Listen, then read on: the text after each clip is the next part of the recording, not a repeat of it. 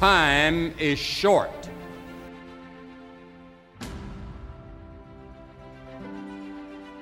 What is your life? It's even a vapor that appeareth for a little time and then vanisheth away. If someone had told me when I was 20 years old that life was very short and would pass just like that, I wouldn't have believed it. And if I tell you that, you don't believe it either. I cannot get young people to understand how brief life is, how quickly it passes.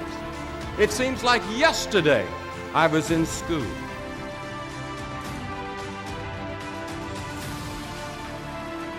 Every one of us here has been given the same amount of time in a day. 1,440 minutes a day, 168 hours per week. The days of our years are 80 years and 10.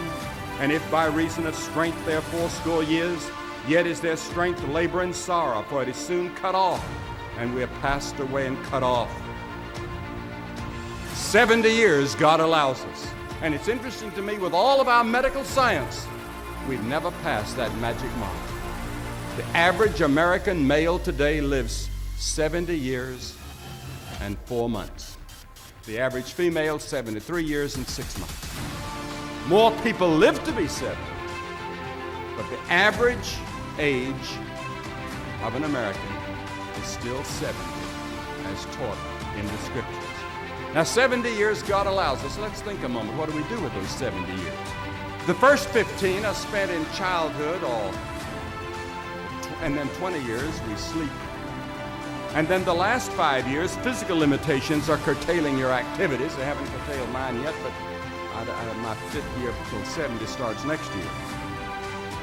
Only 30 years left, and part of that time must be spent in eating meals, working, and figuring out your income tax, things like that.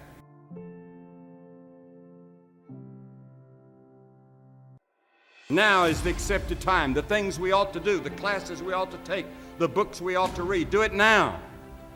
The family that needs you, spend more time now. Write that letter home now that you've been meaning to write. Money you ought to give now.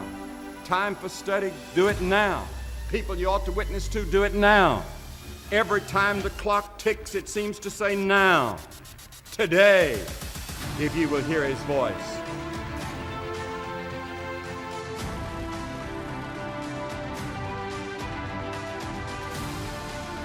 There is the category of problems in life, and it ain't going anywhere. And so the question is, can you deal with the whole category at the same time? That's the thing. That's how to be in the world, is to deal with that category all at the same time. And so how did human beings, what did they come up with as a solution? And that's so cool too, because the solution they come up with not only was the heroism that allows you to approach what you're terrified by and what you find offensive, and to learn from it, but also the idea of sacrifice, and that was played out by cultures everywhere, including human sacrifice. And you think, what the hell was up with those crazy bastards so long ago? They were sacrificing to gods all the time. What kind of clueless behavior was that? Burn something and please God. Burn something valuable and please God. It's like, what was with them? What were they thinking? Well, they weren't stupid, those people. If they were stupid, we wouldn't be here. They were not stupid, and believe me, we lived under a lot harsher conditions than we do. So those were some tough people, man. You know, back then you'd last about 15 minutes. So you don't want to be thinking of your ancestors as stupid. Like, there's no real evidence that we're much different cognitively than we were 150,000 years ago. So anyways, sacrifice. What does that mean, sacrifice? Well, it's a discovery, man. It's the discovery of the future. It's like the future is actually the place where there is threat. And it's always going to be there. So what do?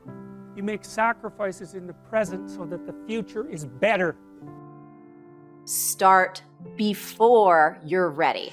If you wait until you feel ready to do anything meaningful, you're going to be waiting for the rest of your life. Among the people who are the most successful, the happiest, the people who are actually contributing the most, they all have one thing in common, and it's this.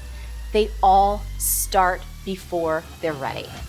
You see, I think you've misidentified the enemy here, because the enemy, it's not making mistakes. It's not changing your mind, and the enemy is not your fear. The only enemy that you need to defeat, my friend, is not getting started. This is what most of us just fail to realize.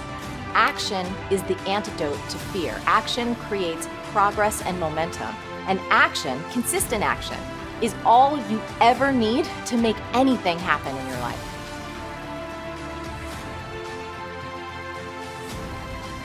It's all back down to a very primitive mindset of we just have to do. It's like breathing. Breathing becomes normal.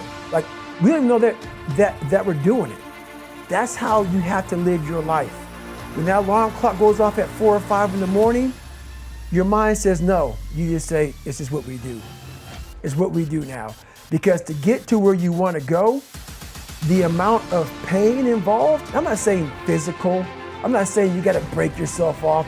The amount of mental pain of how many times you're going to have to do something that you don't want to do to get to where you want to go. There's going to be more times you do something that you don't want to do than you are going to want to do it. And that's your new norm. That's your new norm. So then it's like breathing. And then once you do this over and over and over again, it becomes like breathing. I don't want to live this lifestyle, but to get to the other side of this, I have to. You're never, ever, ever, ever going to feel like doing the things you need to do in order to have what you want. You're always going to need to push yourself. You're always going to need to parent yourself. So what is the net advice on this? What is the bottom line? The bottom line is no one's coming. No one. No one's coming to push you. No one's coming to tell you to turn the TV off.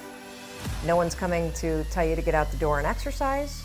Nobody's coming to tell you to apply for that job that you've always dreamt about. Nobody's coming to write the business plan for you. It's up to you. And because you're only ever going to do the things that you feel like doing right now or that feel good right now, unless you understand that you've got to parent yourself, you've got to push yourself, you're not going to make your dreams come true. You're just not. We're not wired that way. You weren't born that way, you weren't that way when you were growing up, and you're certainly not that way as an adult. And there's a tremendous amount of liberation that comes when you accept the fact that you're always going to need to give yourself a push.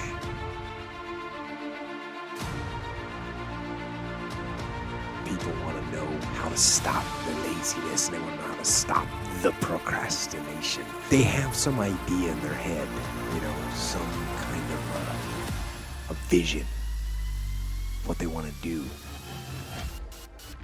but they don't know where to start. They don't know where to start it, They don't know where to start. And so they say, hey, where do I start? And when's the best time to start? And I have a very simple answer for that. Here and now. That's it. You want to improve? You want to get better? You want to get on a workout program or a clean diet? You want to start a business? You want to write a book or make a movie or build a house or a computer or put together some mobile application? Where do you start? You start right here. And when do you start? You start right now. You initiate the action aggressively. You go. Because the idea isn't going to execute itself. And the book isn't going to write itself. And the weights out in the gym, they're not going to move themselves. You have to do it, and you have to do it now. And that means you got to stop thinking about it and stop dreaming about it and stop researching every aspect of it and reading all about it and debating the pros and cons of it. Just start doing it. Take that first step and make it happen. Get after it. And get after it here and now.